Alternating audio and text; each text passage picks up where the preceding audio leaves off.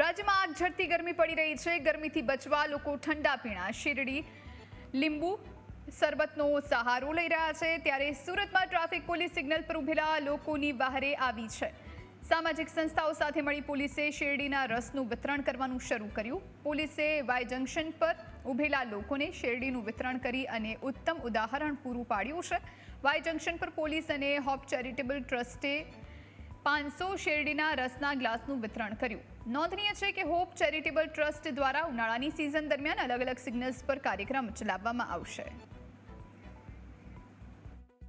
હાલમાં સુરત શહેરનું જે તાપમાન છે 39 થી 41 ડિગ્રી થવા જઈ રહ્યું છે અને આટલા અસહ્ય તાપમાં જે સુરત શહેરની જનતા ટ્રાફિકના સિગ્નલોનું જે પાલન કરી રહી છે, આ પાલન કરતી પ્રજાને તાપમાંથી બચાવવા માટે અમારા પોલીસ કમિશનર સાહેબ તથા અમારા ટ્રાફિક વિભાગના અધિકારીઓ દ્વારા એક મુહિમના ભાગરૂપે કે ભાઈ આ લોકોને જે તાપમાંથી આપણે બચાવી શકાય, તમામ પ્રજાને 500 થી વધુ શેરડીના રસના ગ્લાસીસ આપી અને ઠંડક આપવાનો પ્રયાસ કરવામાં આવેલ છે।